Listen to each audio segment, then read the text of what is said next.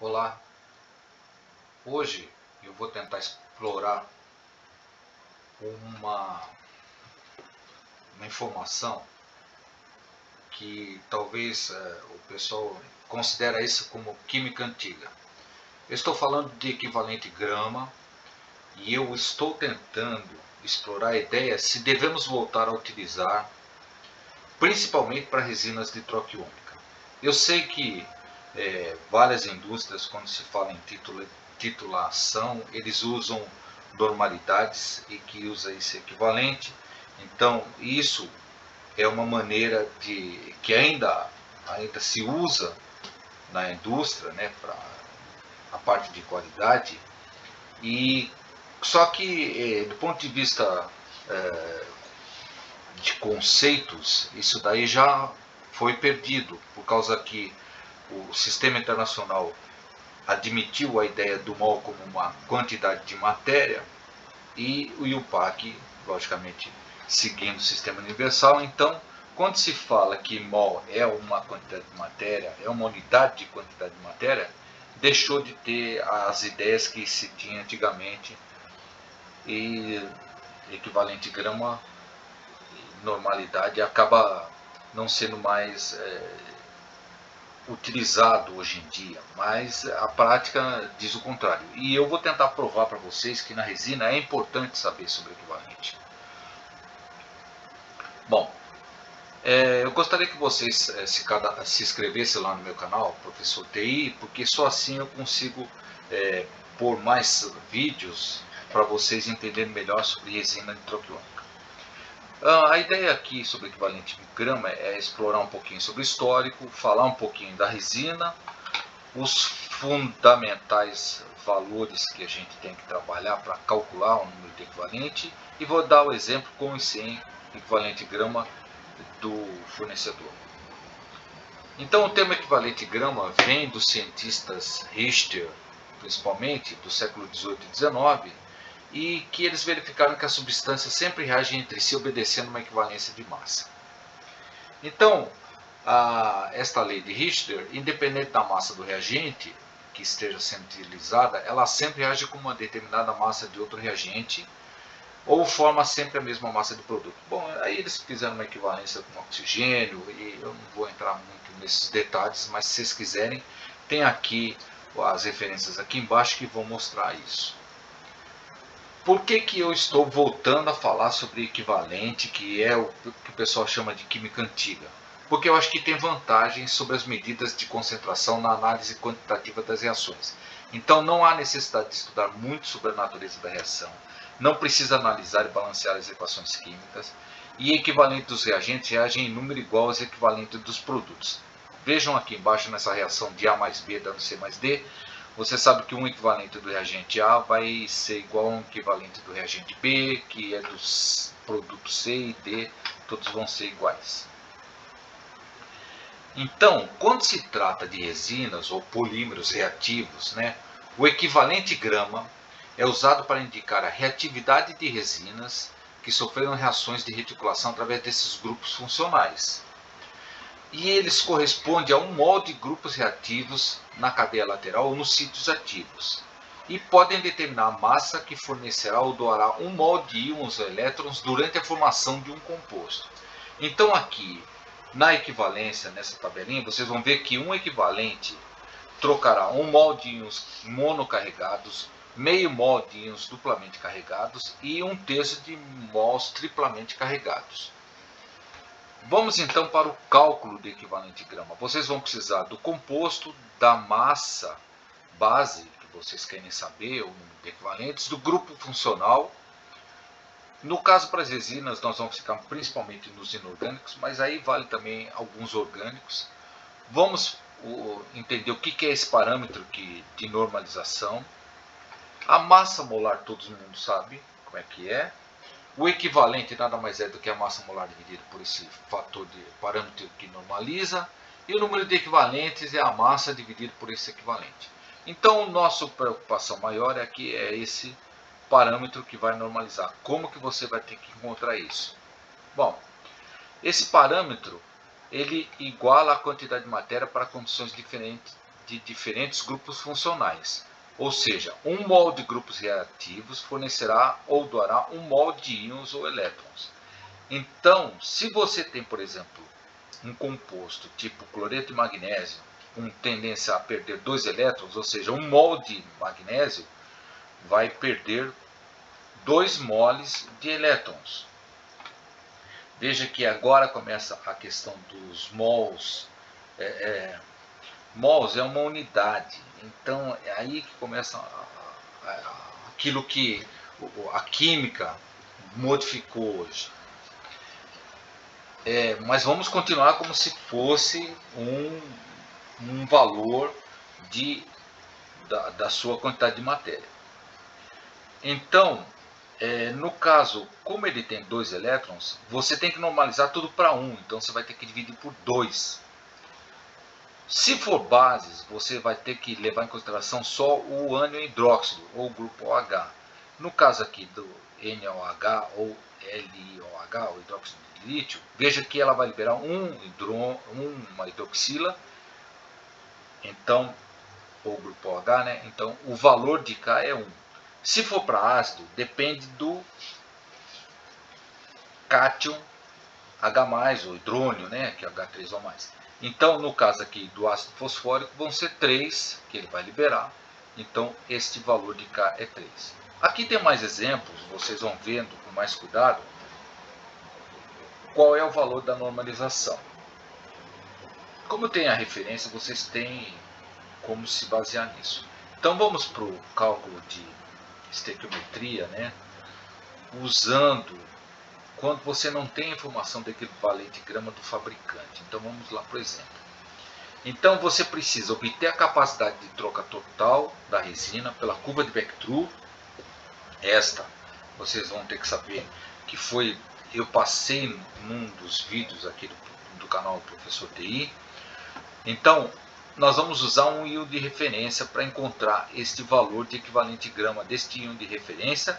E daí, por equivalência, nós vamos calcular as massas que a resina hidroquiônica pode reter de qualquer outro íon, além do íon referência, desde que ela retenha, no caso, se ela for catiônica, ela vai ter íons de retenção catiônicos. Se for aniônica, íons de retenção aniônicos. E vamos passar para o segundo exemplo, que é o equivalente grama do fabricante, quando ele é dado. Então, vamos lá. Então, no exemplo 1, você tem o cálculo da capacidade de troca total, que foi dado nesse vídeo aqui.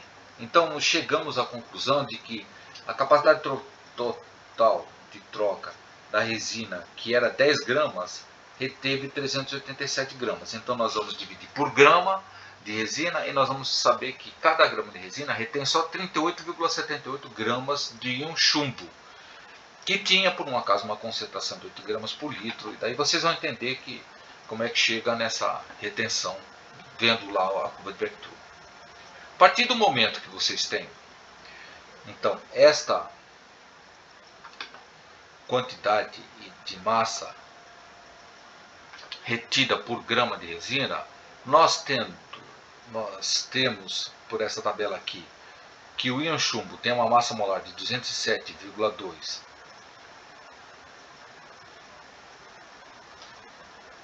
o seu fator de normalização é 2, por causa que é duplamente carregado.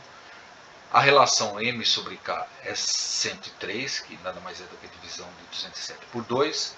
Você vai, tendo a massa do íon que foi retido por grama de resina, dividir por essa relação M sobre K e você vai encontrar o número de equivalentes, que é 0,37. A partir do momento que você tem esse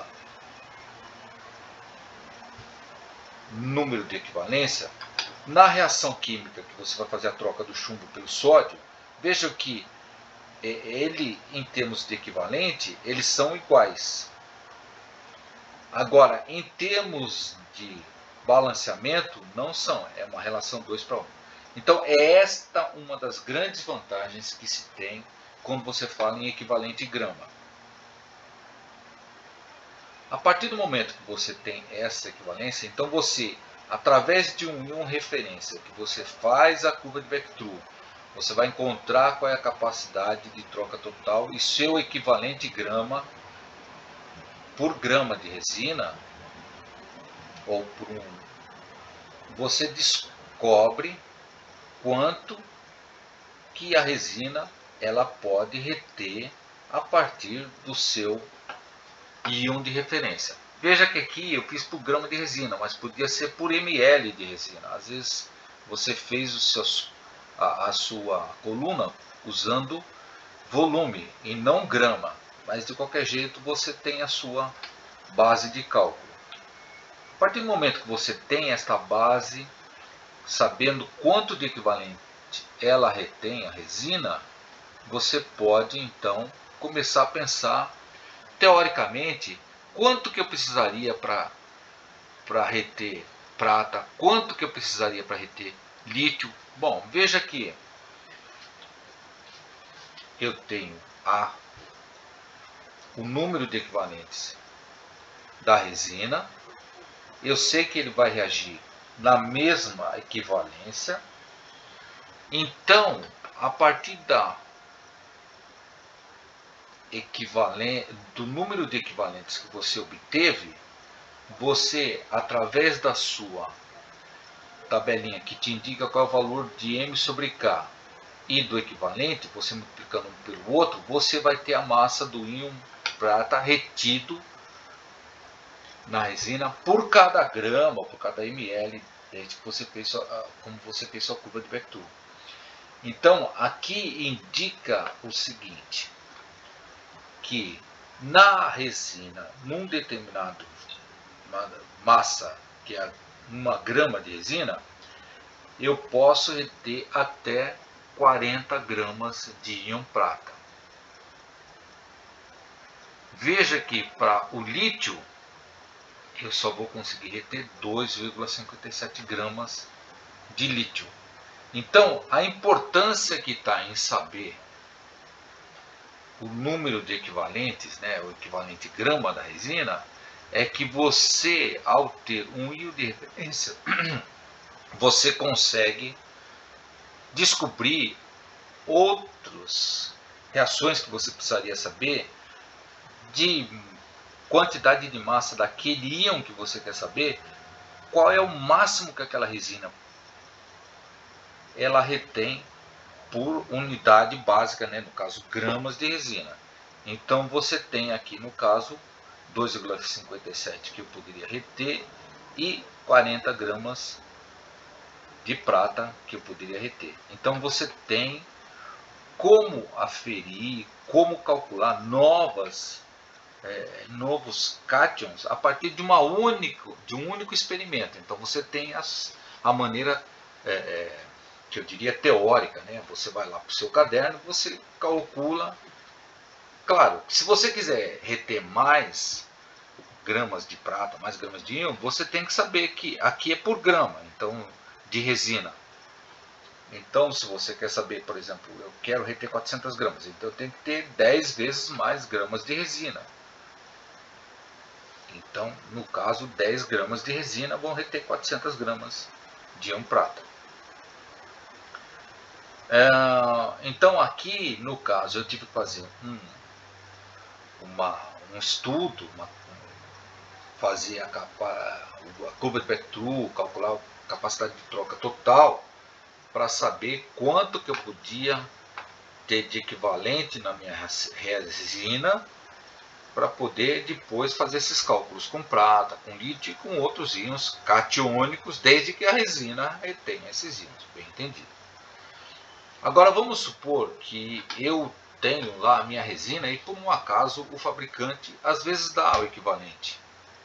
Então ele me deu que é 1,8 equivalente por cada litro de resina. Então eu sei que eu quero reter 0,37 equivalentes da prata. Então eu já passei, eu sei que eu parti de 40 gramas, eu vou ter este equivalente aqui. Então, se eu sei que eu preciso de 0,37, eu faço uma regra de 3. Eu sei que a minha resina 1,8, ela está em 1 litro. 37, ela vai estar em 0,21 litros de resina. Esta é uma diferença que me faz pensar, né?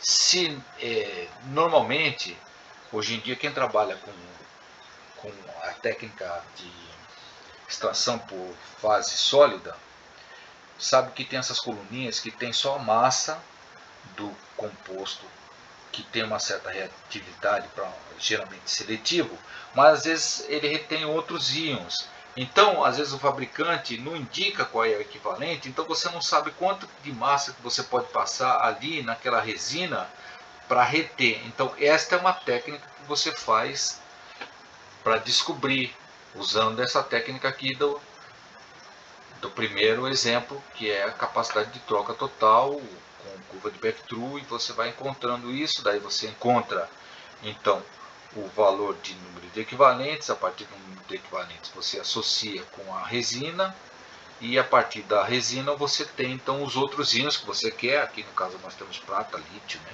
Mas poderia ser até alumínio, você sabendo a massa molar, o fator de normalização, essa relação, e você dividindo a massa que você quer por esse